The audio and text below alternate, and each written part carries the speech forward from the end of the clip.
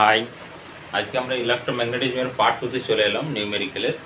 তো নিউমেরিক্যাল করার আগে একটা যেমন একটা প্রায় প্রবলেম এখানে আছে যে সার্কুলার যখন কোনো কয়েল, এটা সার্কুলার কয়েল আছে ম্যাগনেটিক ফিল্ডের, যেখানে ম্যাগনেটিক ফিল্ডের হয়তো বোর্ডের রেসপেক্টে ডটে আছে, ধরুন সেইভাবে ডট, মানে পুরোটাতে ম্যাগনেটিক ফিল্ডে এটাকে প্লেস করে দেওয়া হয়েছে সার্কুলার করে না। তো এই কয়েলটা ম্যাগনেটিক ফোর্স কি ক্রিয়েট করবে বা জেনারেট হবে না জেনারেট হবে না, এইভাবে। অর্থাৎ আমাদের যে বোর্ড আছে এই বোর্ডের ভিতর দিকে ম্যাগনেটিক ফিল্ড দেওয়া আছে, এটা একটা কারেন্ট ক্যারিং লোড, যার মধ্যে দিয়ে কারেন্ট ধরে নিচ্ছি আই ফ্লো হচ্ছে। তাহলে এখন কতটা ফোর্স অ্যাপ্লাই হবে বা ফোর্স যে অ্যাপ্লাই হবে সেই ফোর্সগুলো কী কন্ডিশন থাকবে সেগুলো আমাকে এখানে ক্যালকুলেট করতে হবে।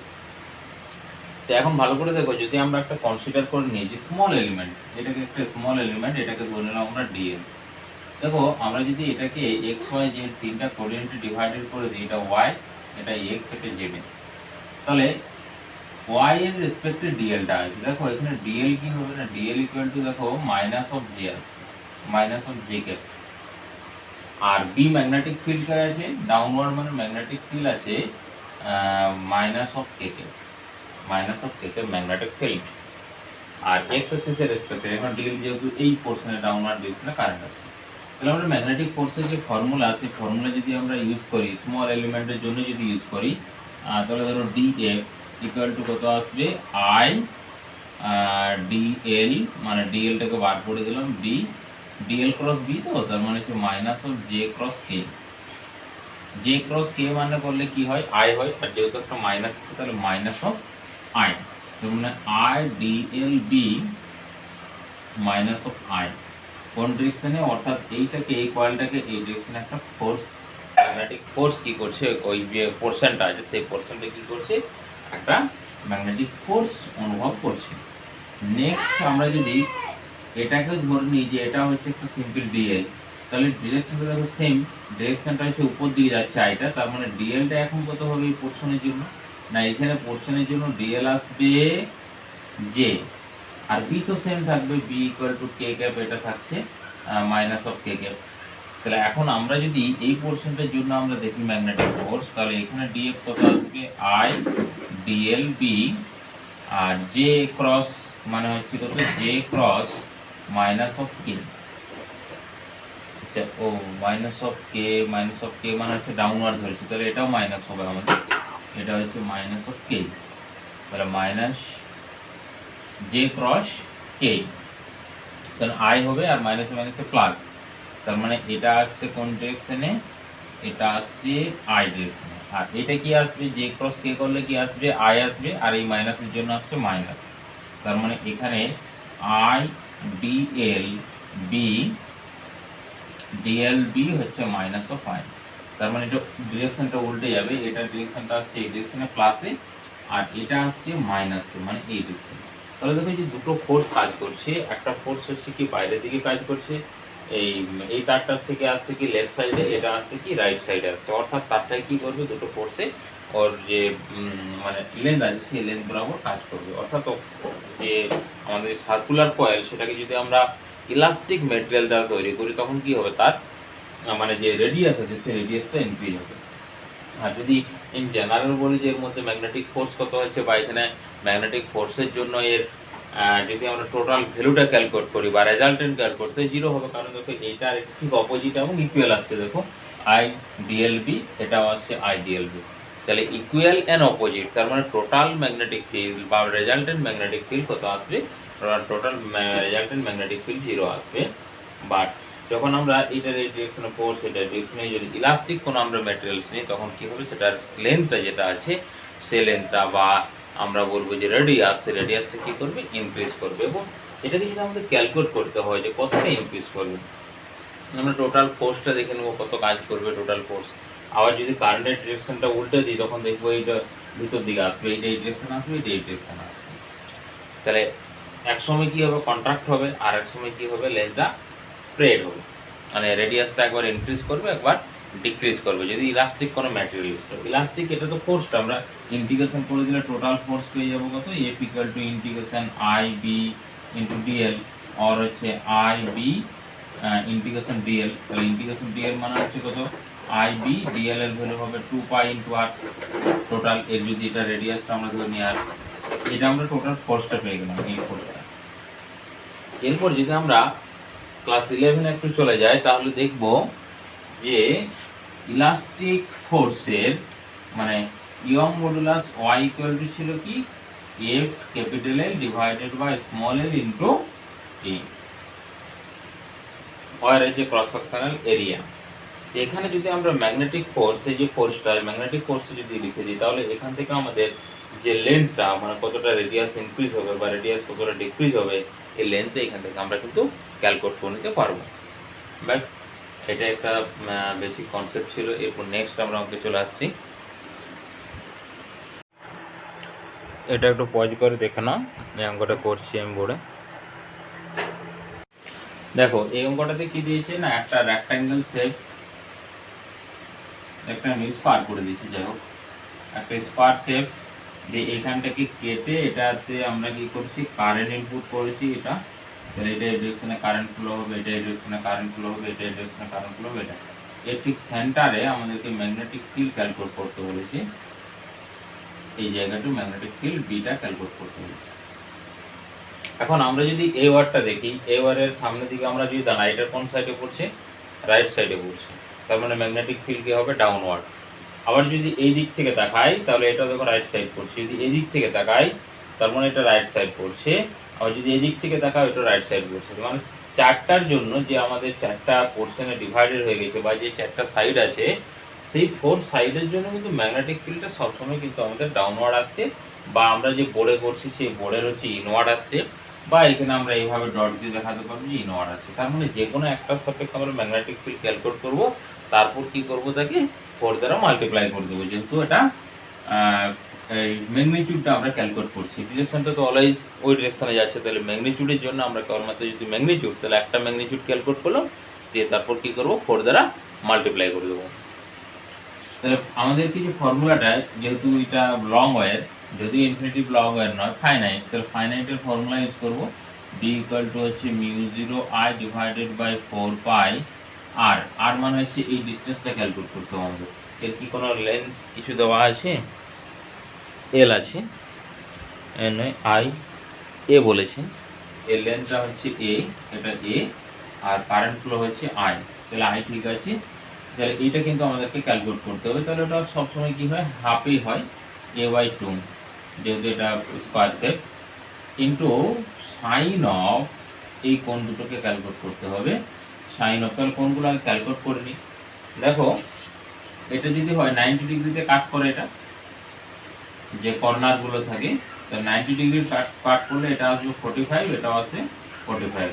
তাহলে sine of 45 plus sine of 45, তার মানে আসছে sine of 45 plus sine of 45 এর 2 আসছে, 2 সাইন 45 মানে 2/√2, তার মানে মিউ0 আই ডিভাইডেড বাই 4 পাই এ, এই দুটো উপরে তুলে দিচ্ছি, তাহলে 2, আর এখানে একটা আসছে 2 ডিভাইডেড বাই √2, এই দুটোর ভ্যালুর জন্য 1/√2 করে 2, তাহলে আসছে 4 মিউ0 I divided by 4 pi A into √2, মানে এই জায়গাটা আমরা নিয়ে চলে আসি, 4√2 করে দিই, 4√2 পাই ইন্টু এ, তাহলে এটা এই ভ্যালুটা আসছে। এরও 4 দ্বারা আমরা এটা কেটেও দিতে পারি, কোনো অসুবিধা নেই, যাই হোক, বা রাখতেও পারি আমরা ভ্যালুটা। তাহলে মিউ0 I divided by √2 pi into এ।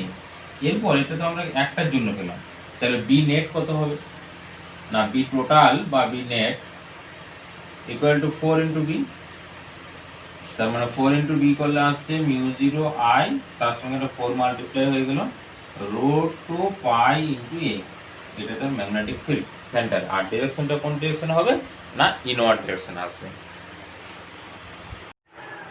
এটা একটু পজ করে দেখানো, বোর্ডে চলে আসছি। পরেরটা দেখো, আজ একটা ট্রায়াঙ্গেল শেপ, এটা একটা হচ্ছে ট্রায়াঙ্গেল, এই ট্রায়াঙ্গেলটা হচ্ছে অন্য, এটাও হতে পারে, এখানে যে ইকুইল্যাটারাল দিয়েছে, ইকুইল্যাটারাল ট্রায়াঙ্গেলে কারেন্ট আসছে, কারেন্ট এইভাবে ইনপুট হচ্ছে, আবার এই ডিরেকশনে আসছে, এই ডিরেকশনে বেরিয়ে যাচ্ছে। এর ঠিক সেন্টার অফ গ্র্যাভিটি সিজিতে ক্যালকুলেট করতে বলেছে।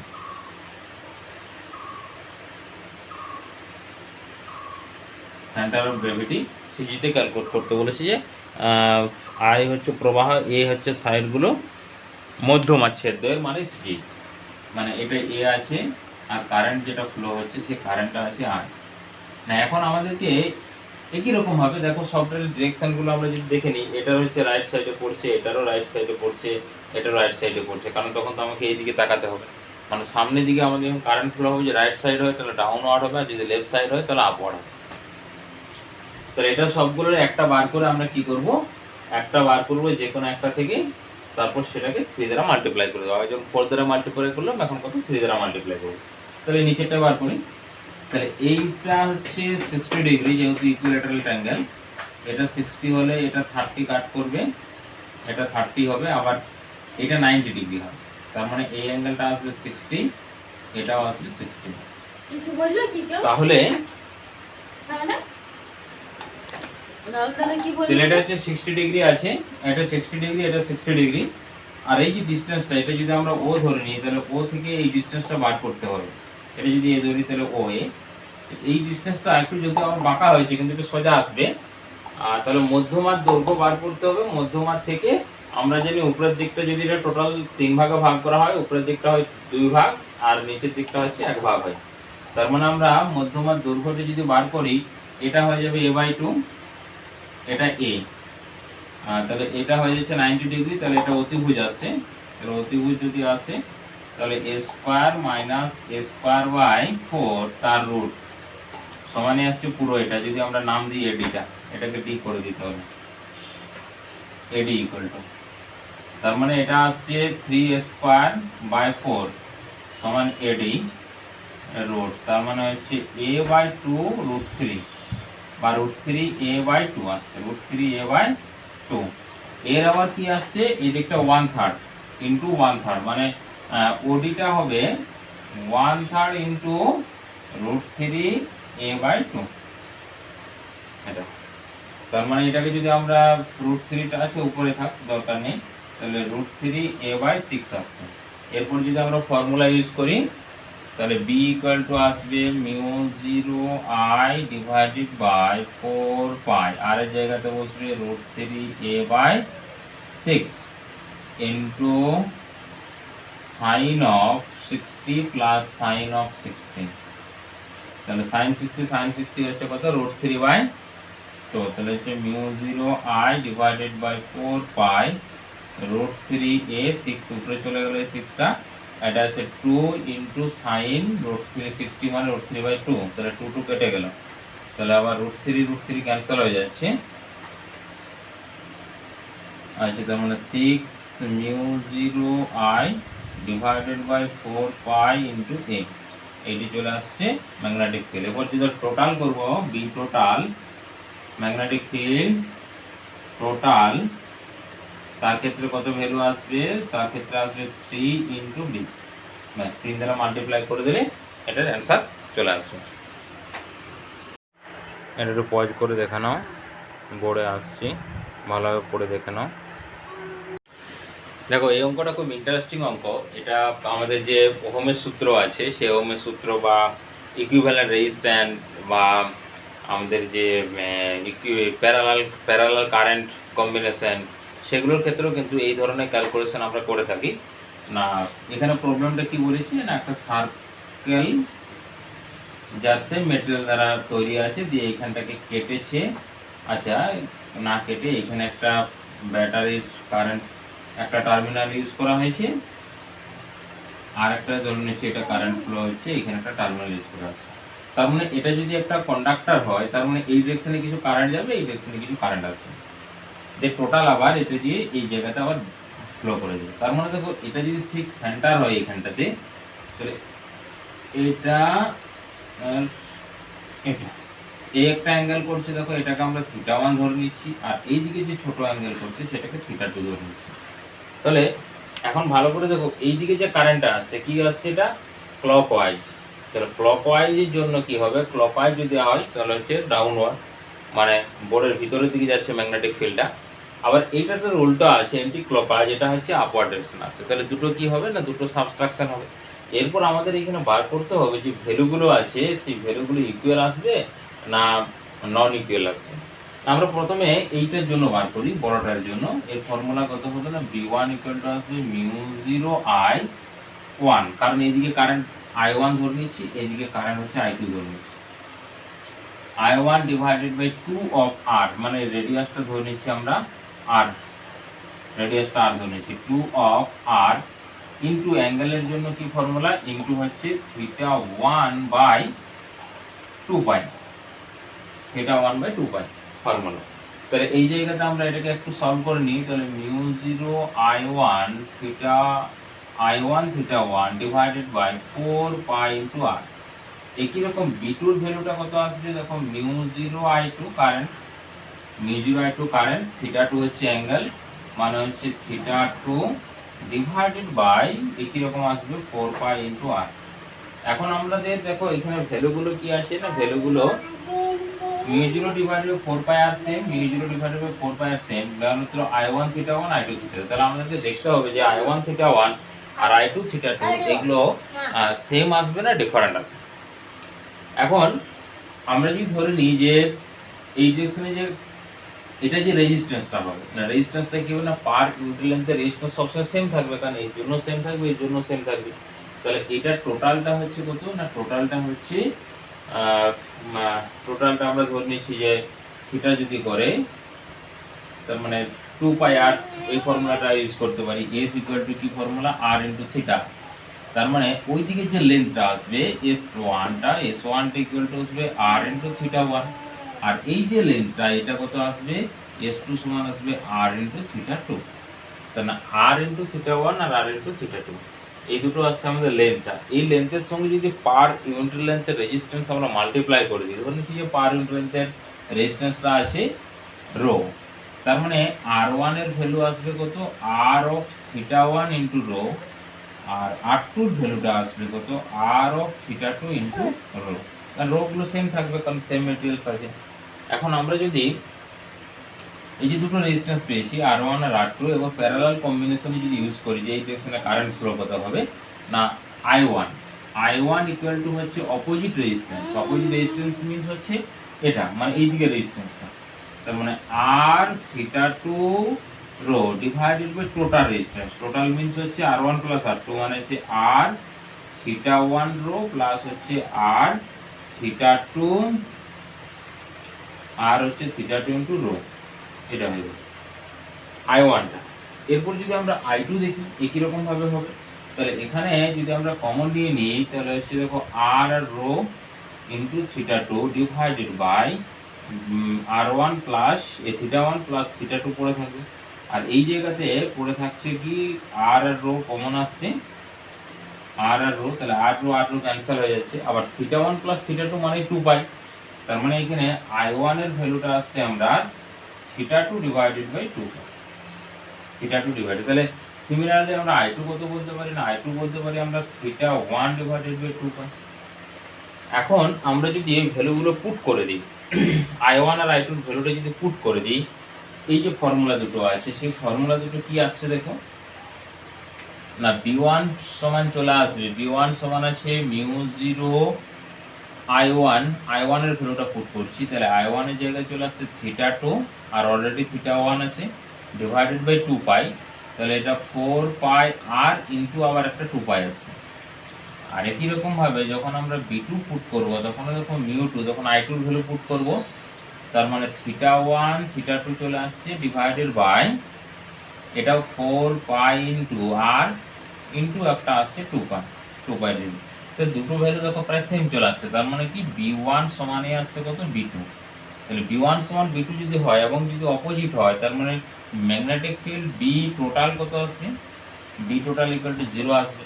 এই যে মেথডটা যে আমরা কারেন্ট ক্যালকুলেট করছি, টোটাল রেজিস্ট্যান্স ক্যালকুলেট করছি, প্যারালাল কম্বিনেশনে যে রেজিস্ট্যান্স কত আসবে, এই মেথডগুলো যেমন আমরা ইলেকট্রিকও পাবো বা combination parallel combination of resistance সেখানেও পাবো, মানে ওই মেথডটাই তোমাকে এখানে ইউজ করতে হবে, কারণ এখানে ডিফারেন্ট আছে I1 I2, কারণ অবশ্যই সেপারেট হবে, কারণ রেজিস্ট্যান্স কি হচ্ছে সেপারেট আসছে, ম্যাচ। এটা একটু পজ করে দেখে নাও, পজ করে দেখে আমরা বোর্ডে চলে আসছি, ইন ডিটেলস এটা করছি।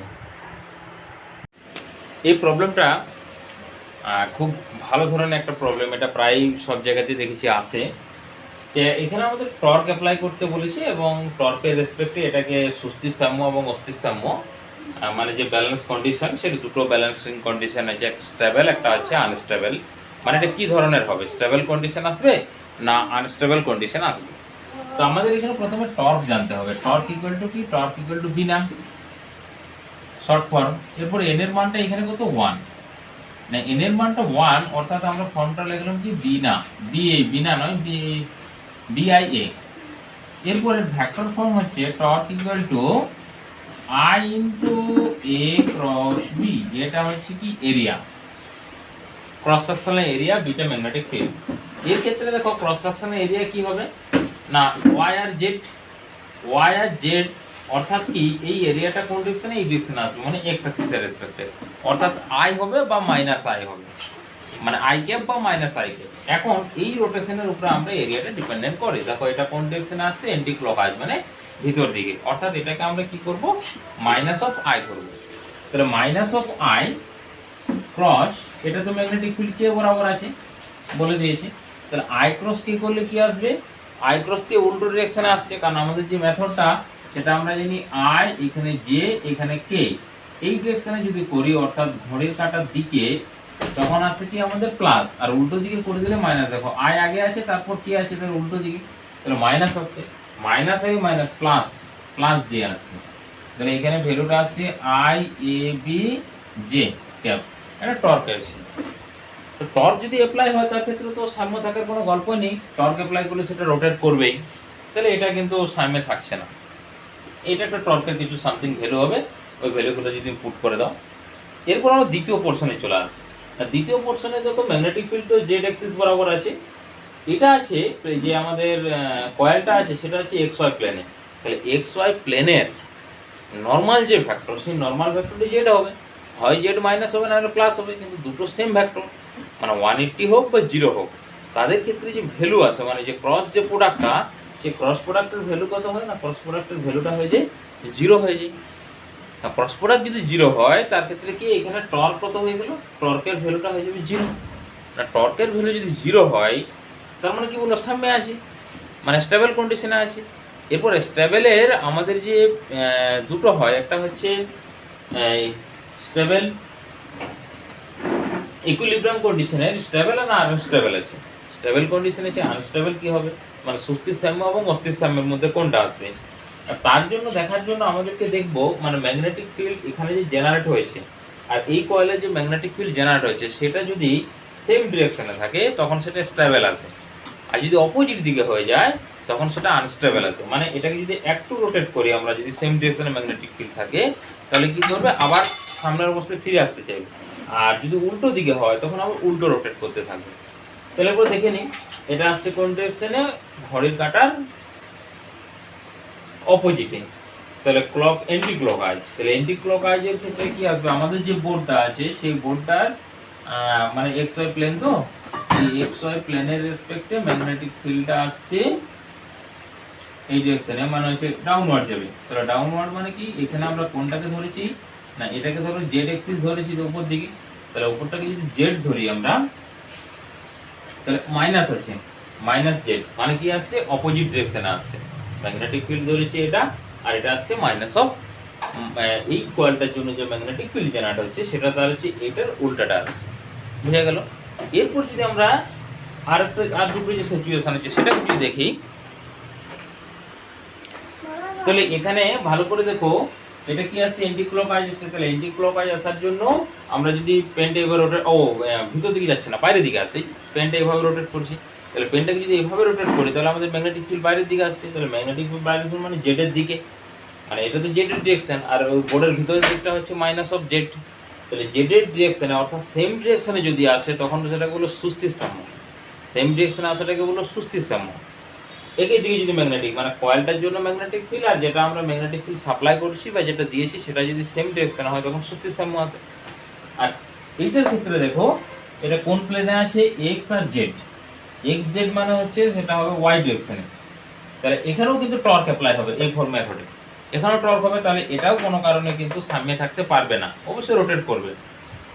এরপর যদি এটা দেখি, এটার এক্সিস গুলো লিখলাম না, এটা কোন দিকে এক্সিস দিয়েছে, ও সেম এক্সিস রেখেছি, এটা হচ্ছে জেড, এটা হচ্ছে ওয়াই রেখেছি, এটা হচ্ছে এক্স রেখেছি, তাহলে দুটো তো সেমই চলে আসছে। ও আচ্ছা আচ্ছা, সেম নয় কিন্তু ডিরেকশনটা চেঞ্জ করে দিয়েছে, দেখো এটা কি করে দিয়েছে আমাদের ক্লকওয়াইজ, তাহলে ক্লকওয়াইজ মিন্স হচ্ছে রোটেট করলে ভিতর দিকে যাবে, অর্থাৎ minus of Z, minus of Z, minus of K, মানে এখানে এরিয়াটা আসছে এ ইকুয়াল টু আসছে মাইনাস অফ কে, আর বি ইকুয়াল টু আসছে প্লাস অফ কে, এটা দেওয়া আছে, আর এই জায়গাতে আসছে A equal to plus of K, আর B magnetic field equal to plus of K. আচ্ছা প্লাসগুলো আমি লিখছি না, এই জন্য এইটা সবসময় আসছে স্বস্তিসাম্য, আর এটা আসবে অস্তিসাম্য। অপোজিট যদি হয় মানে এরিয়া যে কম্পোনেন্টটা, সেই এরিয়ার যে কম্পোনেন্ট সেইটা যদি এই মাইনাস অফ কে আসে, আর মাইনাসটা আমরা কি করে ধরছি এরিয়া, কারণ বললাম যে এরিয়া দুটোটা হয়, একটা নেগেটিভ একটা পজিটিভ। ম্যাগনেটিক ফিল্ড, এই কয়েলটা যে কারেন্ট পাঠাচ্ছি তার জন্য তো একটা ফিল্ড জেনারেট হবে, ওই ফিল্ডের ডিরেকশন অনুসারে এই এরিয়াটা আমাদেরকে ক্যালকুলেট করে নিই, বা একটু ম্যাগনেটিক ফিল্ডের ডিরেকশনও ধরতে পারে, যে কয়েলটা আমরা নিয়েছি সেই কয়েলটার ম্যাগনেটিক ফিল্ড। ওকে বেশ, এটা পয়েন্ট করে একটু দেখে নাও, বোর্ডে চলে এসো, ভালোভাবে একটু পড়ে নাও। এরপর কি দিয়েছে, একটা ফাঁপা নল, যার বা আমরা বলতে পারি যে হলো সিলিন্ডার, হলো সিলিন্ডারের ঠিক সেন্টারের থেকে এখান থেকে এইদিকে বাইরে পর্যন্ত ম্যাগনেটিক ফিল্ড, মানে এখানে ম্যাগনেটিক ফিল্ড কি হবে, এখানে ম্যাগনেটিক ফিল্ড, এখানে ম্যাগনেটিক ফিল্ড, তাদের আমাদের যে গ্রাফগুলো দিয়েছে সেই গ্রাফগুলো আমাদেরকে এখানে চুজ করতে বলেছে, বা গ্রাফটা কি করতে বলেছে, ড্র করতে বলেছে। হ্যাঁ মানে গ্রাফের ভ্যালুটা কি হবে, মানে রেডিয়াসের রেসপেক্টে, মানে আমরা যদি ধরে নিই এই দিকটা হচ্ছে এই ডিস্টেন্সটা, এটাকে আমরা ধরে নিচ্ছি এক্স, আর এইদিকে ধরে নিচ্ছি ম্যাগনেটিক ফিল্ড। এখন দেখো এই যে আমরা যে হলো সিলিন্ডারটা কনসিডার করেছি, ভিতরে কি ম্যাগনেটিক ফিল্ড থাকবে, ম্যাগনেটিক ফিল্ড থাকবে না, তার কারণে এখানে কারেন্ট জিরো। তার কত পর্যন্ত ম্যাগনেটিক ফিল্ড থাকবে না, রেডিয়াস পর্যন্ত, এটা যদি আর ধরি, এটা হচ্ছে আর পর্যন্ত হলো, এখান থেকে আর পর্যন্ত এখানে dot dot dot magnetic field থাকবে না। এরপর যখন বাইরে হবে, তাহলে বাইরের ক্ষেত্রে কি হয়, 1/r হয়, আমাদের যে ম্যাগনেটিক ফিল্ডটা নিচে একটা আর থাকে, হ্যাঁ যদি আমরা এম্পিয়ার ল ইউজ করে দিই, দেখো integration B dot DL equal to হচ্ছে মিউ জিরো আই, তো মিউ জিরো আই মানে হচ্ছে বি ডিএল এর মানটা হচ্ছে কত 2πr আসবে, যদি আমরা আচ্ছা এক্স এ ধরে নিই, equal to mu zero into I, তার মানে এখানে আসছে দেখো বি ইকুয়াল টু চলে আসছে mu zero I divided by 2π into X, এই এক্স এর সঙ্গে কি করছে ইনভার্সলি প্রপোর্শনাল, তাহলে ইনভার্সলি প্রপোর্শনাল হলে এটা আসবে, এতটা যাবে না এক্স, এটা হলো গ্রাফটা আসবে এভাবে। এখন যদি এর জায়গাতে সলিড হয় তার ক্ষেত্রে কি হবে দেখা যায়, সলিড যদি হয়, সলিড হলে কিন্তু এখানে একটা ম্যাগনেটিক ফিল্ড থাকবে, সেই ম্যাগনেটিক ফিল্ডটা ক্যালকুলেট করার জন্য আমাকে ওই মেথড ইউজ করতে হবে, কিন্তু তার ক্ষেত্রে কিন্তু যদি আমরা এটাকে সলিড ধরে নিই, তার ক্ষেত্রে কিন্তু এই ভিতরেও ম্যাগনেটিক ফিল্ড থাকবে, সেই ম্যাগনেটিক ফিল্ডে কি করে ক্যালকুলেট করব না, কারেন্ট যে ডেনসিটি আছে সেই কারেন্ট ডেনসিটি আগে ক্যালকুলেট করতে হবে। ধরো কারেন্ট ডেনসিটি আমরা ধরছি যে ধরে নিচ্ছি, কারেন্ট ডেনসিটি